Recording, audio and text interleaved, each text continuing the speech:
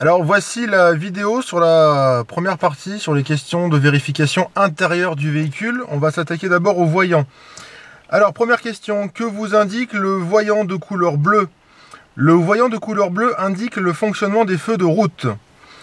Que vous indique un voyant de couleur verte? Un voyant de couleur verte indique le fonctionnement des feux de position, de croisement ou de brouillard avant.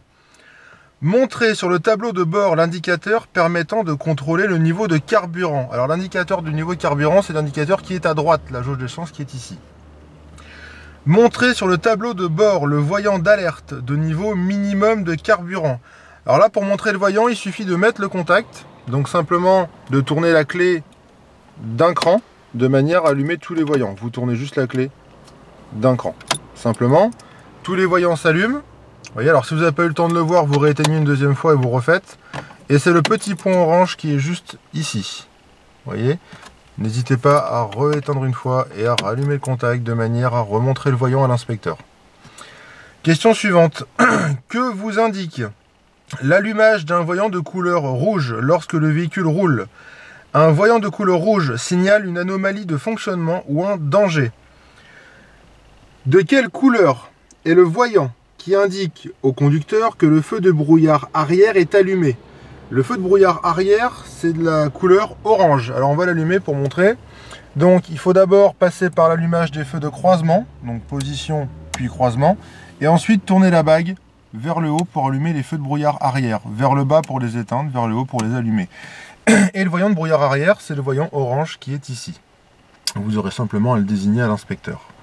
Vous tournez ensuite vers le bas, ça les éteint. Ensuite, que vous indique un voyant de couleur orange? Un voyant de couleur orange indique un élément important mais non dangereux, la plupart servant d'aide mémoire. Montrez sur le tableau de bord le témoin d'alerte ou la zone rouge de l'indicateur de température signalant une température élevée du liquide de refroidissement. Alors la température au niveau du liquide de refroidissement, c'est la jauge qui est à gauche.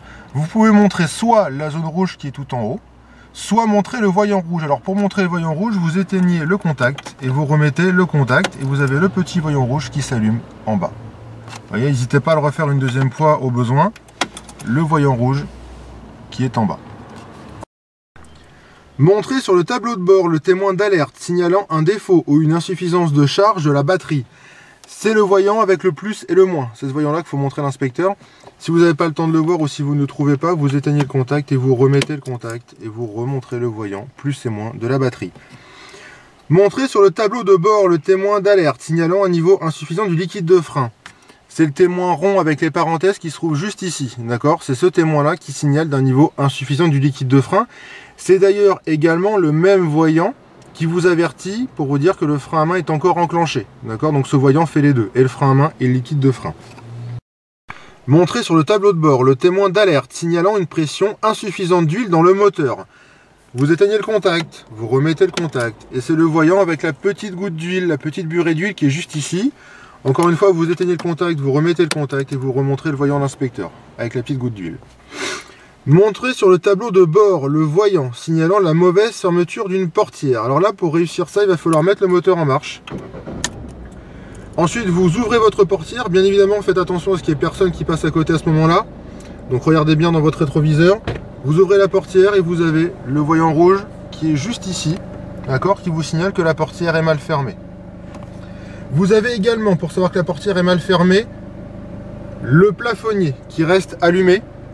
Si votre plafonnier reste allumé, c'est aussi un signe que la portière est mal fermée, tout simplement.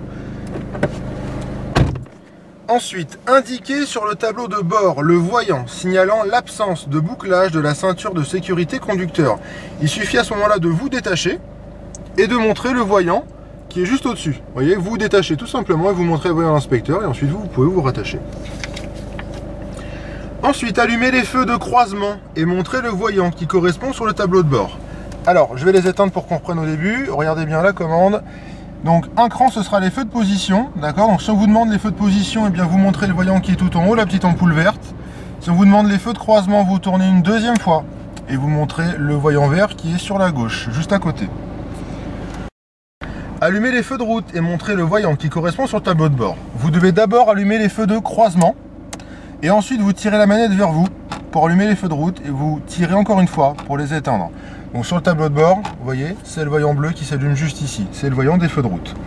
Effectuez un appel lumineux. Alors pour effectuer un appel lumineux, vous allez tirer plusieurs fois la manette vers vous de manière à allumer puis à éteindre les feux de route successivement. Allumez le ou les feux de brouillard arrière et montrez le voyant qui correspond sur le tableau de bord. Alors vous devez tout d'abord allumer les feux de croisement, d'accord? Passez d'abord par les feux de croisement et puis vous tournez la bague, comme on a expliqué tout à l'heure, vers le haut. Et vous désignez le voyant orange à l'inspecteur, c'est le voyant des feux de brouillard arrière. Ne cherchez pas les feux de brouillard avant sur la 208, on n'en a pas. Actionnez la commande du clignotant droit et montrez le voyant correspondant sur le tableau de bord. Manette vers le haut et vous désignez le voyant du clignotant qui se trouve ici. Actionnez la commande du clignotant gauche et montrez le voyant correspondant sur le tableau de bord. Manette vers le bas et vous désignez le voyant du clignotant gauche qui se trouve ici. Allumez les feux de détresse et montrez les voyants qui correspondent sur le tableau de bord. Alors les feux de détresse se trouvent juste en dessous des volets de ventilation. Vous appuyez dessus et vous désignez à l'inspecteur les deux clignotants de chaque côté. Vous pouvez ensuite éteindre les feux de détresse. Voilà, nous avons fait le tour sur les voyants.